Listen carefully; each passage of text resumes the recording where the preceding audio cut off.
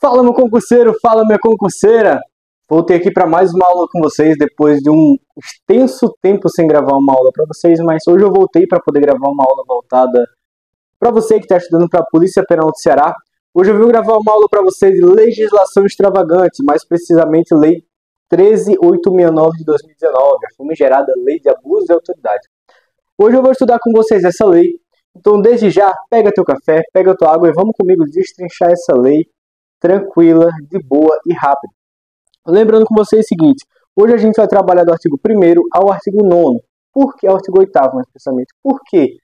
Porque, bom, eu analisei como que a IDECAM, que vai ser sua banca, como que a IDECAM cobrou esse assunto e como que as demais bancas cobram. E geralmente é cobrado do artigo 1º ao artigo 8º, que é mais a letra da lei, como que ela é aplicada, o processo, como se aplica ela.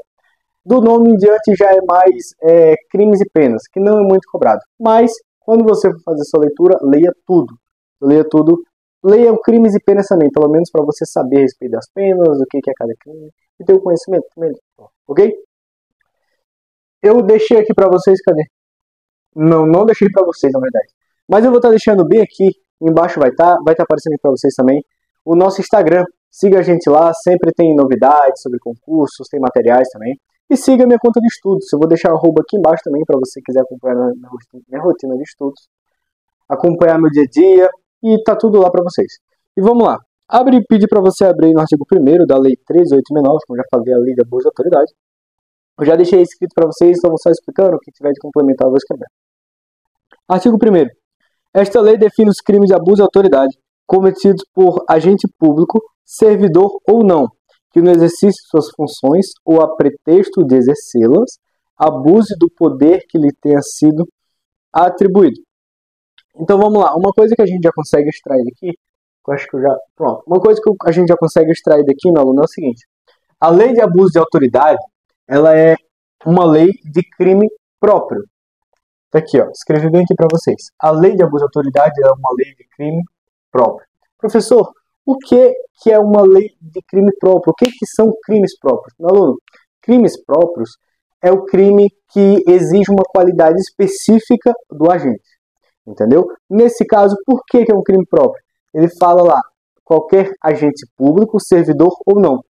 Qual que é a qualidade específica que ele pede? Agente público. Qualquer pessoa pode cometer? Em regra, não. Quem que pode cometer, em regra? Agente público. Então, é uma lei de crime próprio. Ou seja, exige uma qualidade específica do autor da infração, enfim. Então, ele pede que seja servidor, agente público, não é qualquer pessoa. Parágrafo 1º. As condutas descritas nesta lei constituem crime de abuso de autoridade quando praticadas pelo agente, aí vem, com a finalidade específica de prejudicar outrem ou beneficiar a si mesmo ou a terceiro ou ainda por mero capricho ou satisfação pessoal. Vamos lá. Além da lei de abuso de autoridade ser uma lei de crimes próprios, a lei de abuso de autoridade ela é uma lei que exige dolo específico. Professor, o que é dolo específico? Meu aluno, dolo específico é quando a lei ou o crime, seja lá o que for, ele pede que ele seja praticado com uma finalidade específica, que quando a gente pratica, ele tem uma intenção específica. Nesse caso, quais que são os dolos específicos da lei de abuso de autoridade? Prejudicar outrem, beneficiar a si ou a terceiro, ou então por mero capricho ou satisfação pessoal. Se eu pratico o abuso de autoridade para poder prejudicar uma pessoa que eu não gosto, dolo específico. Eu quero praticar um crime dessa lei para poder me beneficiar ou beneficiar algum terceiro, seja parente, seja conhecido, dolo específico.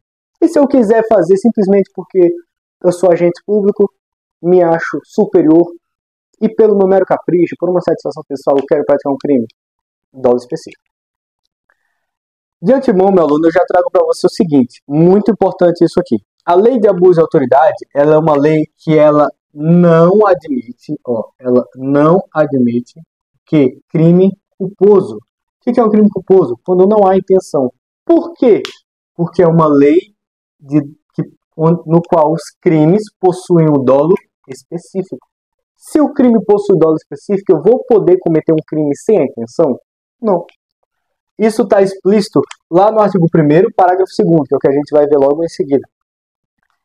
A divergência na interpretação da lei ou na avaliação dos fatos, olha a parte importante, não configura abuso de autoridade. Como assim a divergência na interpretação da lei? O agente cometeu o crime descrito nesta lei porque ele não compreendeu direito o texto da lei, ou porque ele não sabia, o desconhecimento da lei, ou então ele interpretou ela de maneira errada. Ele praticou de maneira culposa. Ele tinha o dolo específico de prejudicar outro? Não. Ele tinha o dolo específico de beneficiar a si ou a terceiro? Não.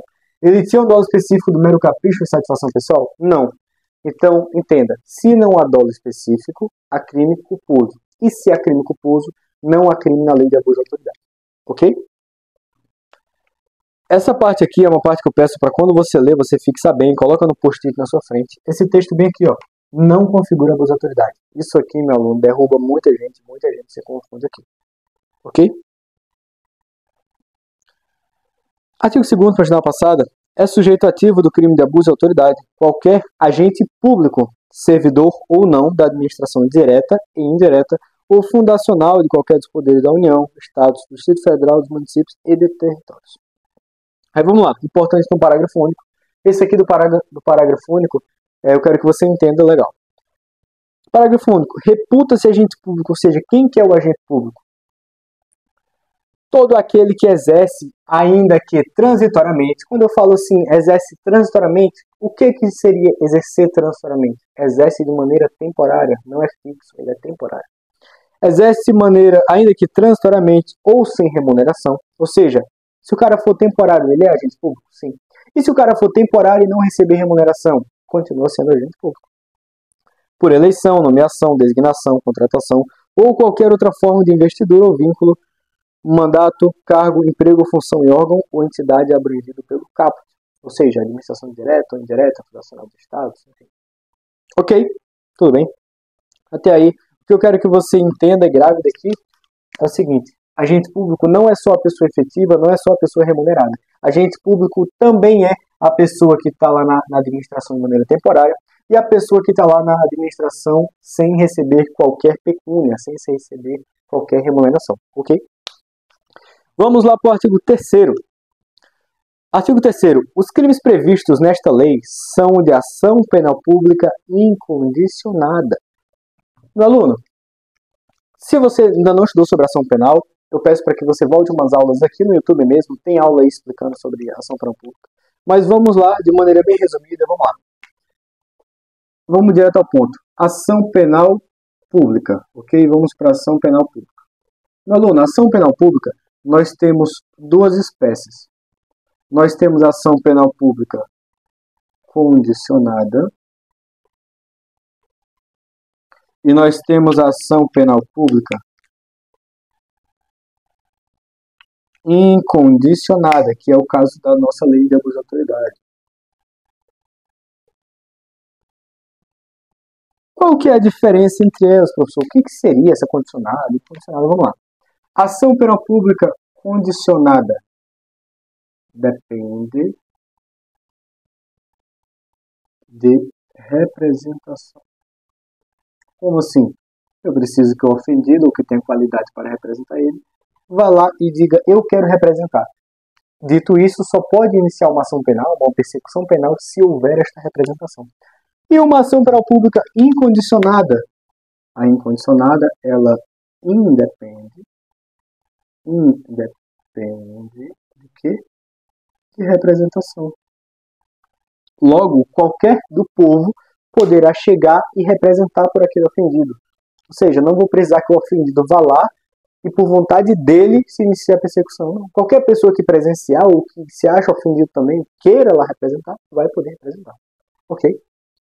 Então, lembre, a lei de abuso de autoridade, os crimes previstos nela, são crimes de ação penal pública incondicionada. Ou seja, independem de representação. Tá ok? Vamos lá. Dando continuidade aqui, vamos para o parágrafo 1º. Será admitida a ação privada se a ação penal pública não for intentada no prazo legal, cabendo ao Ministério Público aditar a queixa, repudiá-la e oferecer denúncia substitutiva, intervir em todos os termos do processo, fornecer elementos de prova, interpor recurso e, a todo tempo, no caso de negligência do querelante, retomar a ação como parte principal. Aí vamos lá, parágrafo 2º. Ação privada subsidiária será exercida no prazo de 6 meses, contado da data em que se esgotar o prazo para oferecimento da denúncia. Meu aluno, o que é ação penal? Deixa eu ver, não coloquei para vocês aqui. Mas vamos lá, o que é ação penal privada subsidiária da pública? A gente não acabou de falar que a lei de abuso de autoridade ela é uma lei de ação penal pública. Ok, se ela é uma lei de ação penal pública, em regra, em tese, quem possui a titularidade da ação é o Ministério Público. Ok. Só que o Ministério Público ele tem um certo prazo para ele poder dar início, vamos botar assim de maneira bem, para ele dar início à persecução penal, para ele ingressar com a ação penal, ele tem um certo prazo. Prazo esse, os 6 meses.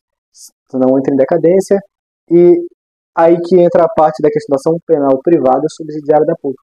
Passaram-se os 6 meses, foi identificada a inércia do Ministério Público, ou seja, o Ministério Público não ingressou com a ação penal, o que o particular pode fazer?